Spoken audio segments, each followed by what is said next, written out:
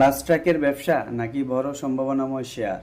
চলুন দেখি ডিএসসিতে listed engineering সেক্টরের বি ক্যাটাগরির ইফাদ অটোস এর বিজনেস মডেল, লাভ লোকসান, ডেবিট প্রেশার এবং এই শেয়ারে ইনভেস্টের আগে আমাদের কি দেখা উচিত।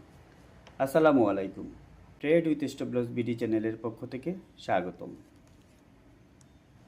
চলুন আগে বড় পিকচারে দেখি ইফাদ অটোস শেয়ার কোথায় দাঁড়িয়ে আছে। প্রথমে আমরা মান্থলি চার্টে চলে যাই। ইফাদ অটোস 2015 সালে ডিএসসিতে লিস্টিং হয়েছে এবং এটা তার এ যাবৎকালে সর্বোচ্চ দাম উঠেছিল 167 টাকা 20 পয়সা এবং সর্বনিম্ন দাম ছিল 18 টাকা 50 পয়সা। গত এক বছরে ওঠানামা 18 টাকা 40 পয়সা থেকে 27 টাকা 60 পয়সা এবং ইফাদ অটোসের বর্তমান দাম ওয়ান ডে চার্টে যাই আমরা, 24 টাকা। এই যে, তো বর্তমানে ইফাদ অটোস একটি সম্ভাবনাময় শেয়ার। তার আগে চলুন আমরা ইফাদ অটোসের ফান্ডামেন্টাল বিষয়গুলো জেনে নিই। এর মোট শেয়ার সংখ্যা 26 কোটি 83 লাখ, মোটামুটি মিডিয়াম রেঞ্জের পেইড আপ ক্যাপিটাল। এর ডিরেক্টর হোল্ডিং 54.87%, ইনস্টিটিউট হোল্ডিং 26.17%, প্রায় 7 কোটি প্লাস, এবং পাবলিক হোল্ডিং 18.96%, যা 5 কোটি 9 লাখ শেয়ার প্রায়। এবং এর ইপিএস বর্তমান ফার্স্ট কোয়ার্টারে আছে 9 পয়সা, যা বিগত বছরের ফার্স্ট কোয়ার্টার থেকে 3 পয়সা বেশি। সেকেন্ড কোয়ার্টার আছে 8 পয়সা, যা বিগত বছরের গত বছরের সেকেন্ড কোয়ার্টার থেকে 38 পয়সা মাইনাস। সেকেন্ড কোয়ার্টারে যদিও এবছর মাইনাস হয়েছে, গত বছর বেশি ছিল, প্রায় 46 পয়সার মতো। এবছর 8 পয়সা সেকেন্ড কোয়ার্টারে, এবং থার্ড কোয়ার্টার আছে 15 পয়সা, যা গত বছরের থার্ড কোয়ার্টারের চেয়ে 3 পয়সা বেশি। গত বছর এর বার্ষিক ইপিএস ছিল -27 পয়সা, তার আগের বছর ছিল 62 পয়সা মাইনাস, তার আগের বছর ছিল 58 পয়সা মাইনাস। যদিও তার পূর্বে ভালো ছিল, 2 টাকা 3 টাকা 5 টাকা 60 টাকা এরকম করে তার বার্ষিক ইপিএস ছিল। ইপিএস এর গতি ক্রমান্বয়ে কমেছে, যদিও গত 2 বছরের তুলনায় এবছর ইপিএস ভালো থার্ড কোয়ার্টার পর্যন্ত। এবং ইফাদ অটোসের net operating cash flow first কোয়ার্টারে ছিল 2 টাকা 12 পয়সা, যা গত বছরের ফার্স্ট কোয়ার্টারের চেয়ে 4 টাকা 32 পয়সা বেশি। সেকেন্ড কোয়ার্টারে 1 টাকা 82 পয়সা, যা গত বছরের সেকেন্ড কোয়ার্টার থেকে 1 টাকা 40 পয়সা বেশি। এবং থার্ড কোয়ার্টারে নেট অপারেটিং ক্যাশ ফ্লো 2 টাকা 51 পয়সা, যা গত বছরের তুলনায় 2 টাকা 7 পয়সা পজিটিভ।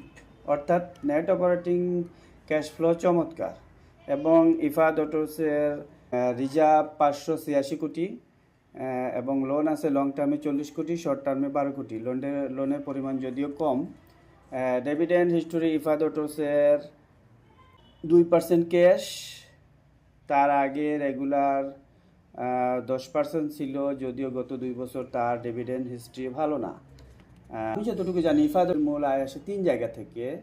এর প্রথম ব্যবসা সেটা হলো ইম্পোর্টেড ভেহিকেল, সম্পূর্ণ তৈরি গাড়ি তারা আমদানি করে এবং বিক্রি করে।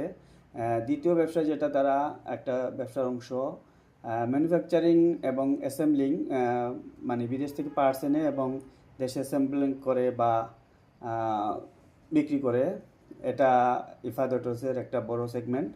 আর তৃতীয়ত বডি বিল্ডিং ইউনিট, যেটা ইফাদ অটো সবসময় আপনার বড় বড় বাস ট্রাক এগুলার বডি কাস্টমাইজ করে তৈরি করে। সাম্প্রতিক বছরে এটার সিকেডি বা অ্যাসেম্বলিং সেগমেন্ট থেকে বেশি আয় এসেছে এবং তার রেভিনিউ বেড়েছে প্রায় 10 মিলিয়ন, ইয়ারলি গ্রোথ প্রায় 20%। দেখুন, আমরা এখানে উইকলি চার্টে আসছি, দেখতে পাচ্ছেন এখানে ইফাদ অটো একটা সাইডওয়েজের মধ্যে সে বেশ কিছুদিন ওঠানামা করতেছে। তো এবং তার সর্বনিম্ন যে তার হিস্ট্রি লো যেটা, সেটা হলো এই যে 18 টাকা 50 পয়সা। এবং যদি আমরা ইফাদ অটোসের হিস্ট্রি হাই আমরা আগে দেখছিলাম, যদিও সেটা মান্থলি চার্টে হিস্ট্রি হাই হলো আপনার 167 টাকা 20 পয়সা। তো সেটা অনেক আগের। এখন বর্তমানে প্রাইস রেঞ্জটা 24 টাকা, এবং একটা জোন থেকে সে ব্রেকআউট করে বসে আছে ইফাদ অটোস।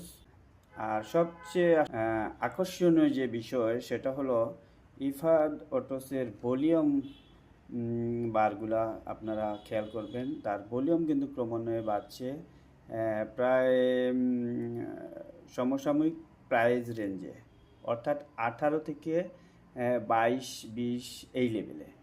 তো এটা একটা সাইডওয়েজ মুভমেন্ট করতেছে, এখানে আপনারা দেখতে পাচ্ছেন এই যে সেভাবে করতেছে।